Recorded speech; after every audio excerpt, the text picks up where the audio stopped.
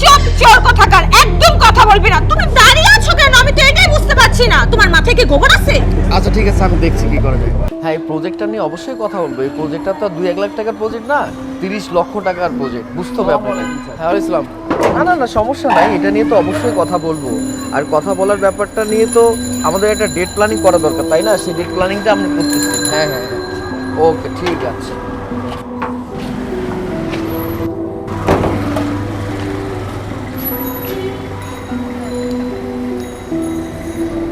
স্যারের মানিব্যাগ না? Sir sir হ্যাঁ হ্যাঁ, আপনি সহজ একটা কথা বোঝার চেষ্টা করুন। আমি তো আপনাকে বলছি এখানে প্রজেক্টটা নিয়ে একটা মিটিং এর ব্যাপার আছে। মিটিংটা না হলে তো আমি করতে পারি না। Just a minute. Money bag sir, money bag পড়েছিল কেটে sir. Thank you so much Mahmud. আমি খেলাই করতে পারিনি যে আমার মানি ব্যাগটা পড়ে গিয়েছে। আচ্ছা একটা কাজ করো, এই টাকাটা বকশিস রাখো। স্যার আমার বকশিস লাগবে না, আমি ডিউটিতে আছি, আমি ডিউটি শেষ করে আপনার সাথে পরে কথা বলবো। আরে আগে টাকাটা চেক করো, বকশিট টকশিট পরে দাও। আচ্ছা ঠিক আছে।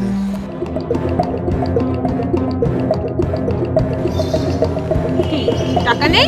কি ব্যাপার, আমার মানি ব্যাগে তো অনেক টাকা ছিল, টাকা তো খুঁজে পাচ্ছি না। টাকাটা কে নেবে? সোজা হিসাব, কোন ইচ্ছা টাকা চুরি করছে? টাকা চুরি করে এখন সাধু শাস্তাছে, আবার মানিব্যাগ ফেরত দিচ্ছে। না ম্যাডাম, আমি তো মানিব্যাগ খুলিই নেই। একদম চুপ, তুই চুরি করেছিস। মানিব্যাগটা তো তুই নিয়েছিস, তাই না? অন্য কেউ তো দিচ্ছে না। তার মানে কি দাঁড়ালো? তুই টাকা চুরি করেছিস, তুই একটা চোর। স্যার আপনি যখন বকশিস দিয়েছিলেন তখন মানিব্যাগটা আপনার পকেট থেকে পড়ে গিয়েছিল, তখন আমি মানিব্যাগটা পেয়ে আপনার একটা ফেরত দিয়ে গেলাম। এই চুপ, চোর কোথাকার, একদম কথা বলবি না। তুমি দাঁড়িয়ে আছো কেন? আমি তো এটাই বুঝতে পারছি না। তোমার মাথায় কি গোবর আছে? আচ্ছা ঠিক আছে, আমি দেখছি কি করা যায়। মাহমুদ দেখো, তোমার ম্যাডাম যা যা বলছে আমার কাছে মনে হচ্ছে তোমার ম্যাডাম সত্য কথা বলছে।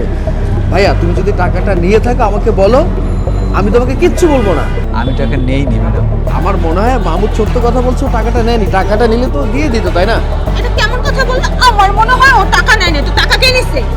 তুই টাকার একটা দারোয়ানকে তুমি বিশ্বাস করছো, আর আমি তোমাকে বলতেছি আমার কথার কোনো দাম নেই। আরে ব্যাপারটা তো এমন না, আমি তোমাকে কি বলেছি যে তোমার কথার কোনো দাম নেই? ও যেভাবে বলছে আমার কাছে মনে হয়েছে টাকাটা ও নেয়নি। তুমি এইভাবে আচরণ করছো কেন ওর সাথে? বেচা বাটকা। এই তো শার্ট খুল, তোর শার্ট খুল। এই বেদব, তোকে বলেছি না শার্ট খোলার জন্য? তোর কানে ঢোকেনি, শার্ট খুল। ব্যাস, অনেক হয়েছে। তুমি এতক্ষণ অনেক কথা বলেছো। আমার এই মানি ব্যাগে কোনো টাকা ছিল না, আমি মিথ্যে নাটক এবং অভিনয় করেছিলাম। আমি অভিনয়টা কেন করেছিলাম তুমি জানো? তোমাকে যাচাই করার জন্য। যে মানুষটাকে আমি বিয়ে করে ঘর সংসার করবো, সারাটা জীবন একসাথে থাকবো, সেই মানুষটাকে আমার যাচাই করার প্রয়োজন ছিল। আর আজকে আমি হারে হারে টের পেয়েছি এই মানুষটা কেমন হতে পারে।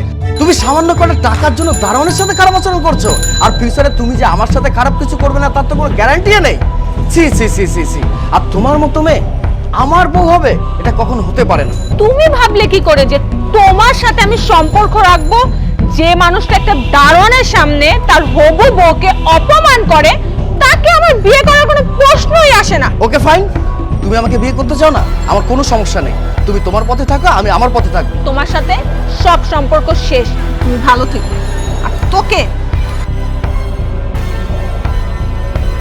Thank you so much Mahmud.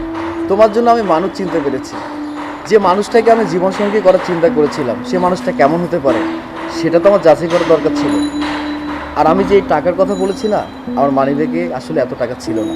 আর তুমি আমার এই নাটকে সহযোগিতা করেছো, তোমার কাছে আমি ঋণী হয়ে থাকবো। তুমি তোমার কাজ মন দিয়ে করো।